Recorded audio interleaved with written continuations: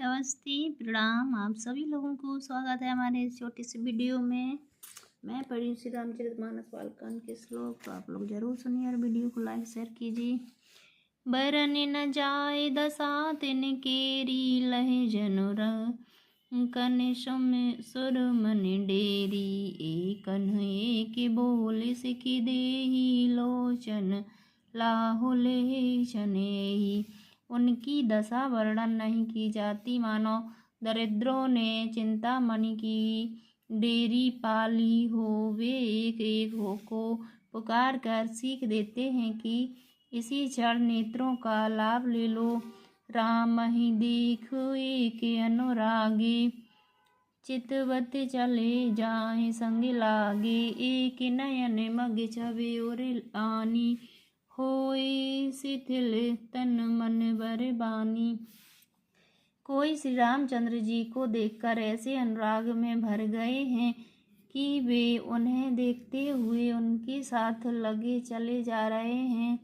कोई नेत्र मार्ग से उनकी छवि को हृदय में लगाकर शरीर मन और श्रेष्ठ वाणी से स्थिर हो जाते हैं, अर्थात उनके शरीर मन और वाणी का व्यवहार बंद हो जाता है। एक देख बट छाह भली डास मृदुल तृण पात कहे गवाए छिनुक श्रमो गब नव अवहि की प्रात। कोई बड़ की सुंदर छाया देखकर वहाँ नरम घास और पत्ते बिछाकर कहते हैं कि क्षण भर यहाँ बैठकर थकावट मिटा लीजिए, फिर चाहे अभी चले जाइए, चाहे सवेरे। एक कलश भरे आ नहीं पानी अंचयो नाथ कहे मृदुवानी। सुन प्रिय बचन प्रीति अति देखी राम कृपाल सुशील विशेषी। कोई घड़ा भरकर पानी ले जाते हैं और कोमल वाणी से कहते हैं, नाथ आचमन तो कर लीजिए। उनके प्यार वचन सुनकर और उनका अत्यंत प्रेम देखकर दयालु और परम सुशील श्री रामचंद्र जी ने कहा, जाने श्रमितो सिय मन माई घर घर के विलम्ब कीने बट छाई। मुदित नारी नर देख शोभा रूपे अनूप नयन मनुलोभा। मन में सीता जी को थकी हुई जानकर घड़ी भर बड़की छाया में विश्राम किया। स्त्री पुरुष आनंदित होकर शोभा देखते हैं। अनुपम रूप ने उनके नेत्र और मनों को लुभा लिया है। एक टक सब सोई सो चहु ओरा रामचंद्र मुख चंद चकोरा। तरुण तमाल बरन तनु सोहा देखत कोट मदन मनोमोहा। सब लोग टकटकी लगाए श्री रामचंद्र जी के मुखचंद्र को चकोर की तरह तन्मय होकर देखते हुए चारों ओर सुशोभित हो रहे हैं। श्री रामचंद्र जी का नवीन तमाल वृक्ष के रंग का श्याम शरीर अत्यंत शोभा दे रहा है, जिसे देखते ही करोड़ों कामदेवों के मन मोहित हो जाते हैं। दामिन वरन लखन सुटनी के नक सिक सुभग भाव तेजी के मुनि पट कटन कसे तो नीरा सोहे कर कमलन धनु तीरा। बिजली के से रंग के लक्ष्मण जी बहुत ही भले मालूम होते हैं। वे नख से शिखातक हो सुंदर हैं और मन को बहुत भाते हैं। दोनों मुनियों के वल्कल आदि वस्त्र पहने हैं और कमर में तरकस कसे हुए हैं। कमल के समान हाथों में धनुष बाण सुशोभित हो रहे हैं। जटा मुकुट शीसन सुभगु और भुज नयन विशाल। शरद परब विधु बदन वरो लसत श्वेत कन जाल। उनके सिरों पर सुंदर जटाओं के मुकुट हैं। वृक्ष स्थल भुजा और नेत्र विशाल हैं और शरत पूर्णिमा के चंद्रमा के समान सुंदर मुखों पर पसीने की बूंदों का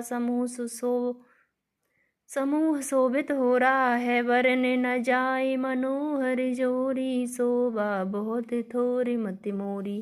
राम लखन सिय सुंदरताई, सब चितवत चित बह चित मन मति लाई। उस मनोहर जोड़ी का वर्णन नहीं किया जा सकता, क्योंकि शोभा बहुत अधिक है और मेरी बुद्धि थोड़ी है। श्री रामचंद्र, लक्ष्मण और सीता जी की सुंदरता को सब लोग मन, चित्त और बुद्धि तीनों को लगाकर देख रहे हैं। थके नार नर प्रेम पियासे, मनहु मृगी मृग देखे दियासे। सिय समीप ग्राम तिय जाहि, पूछत अति स्नेह सुख चाहि।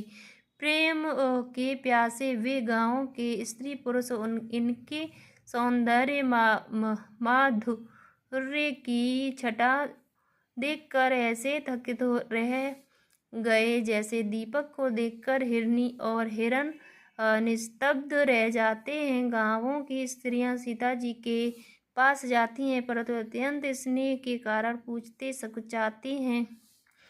बारे बारे सब लागहि पाई, कहीं बचन मृदु सरल शोभाए। राजकुमारी विनय हम करही, ते शोभाए कछ पूछत डरही। बार बार सब उनके पांव लगती और सहज ही सीधे सादे कोमल वचन कहती हैं। हे राजकुमारी, हम विनती करती कुछ निवेदन करना चाहती हैं, परंतु स्त्री स्वभाव के कारण कुछ पूछते हुए डरती हैं। स्वामिनी अब नहीं चमवी हमारी, बिलगु न मानव जाने गवारी। राजकुंवर दो सहज सलोने, इन तेलही दुति मरिकत सोने। हे स्वामिनी, हमारी रिठाई क्षमा कीजिएगा और हमको गंवारी जानकर बुरा न मानिएगा। ये दोनों राजकुमार स्वभाव से ही लावण्य में परम सुंदर हैं।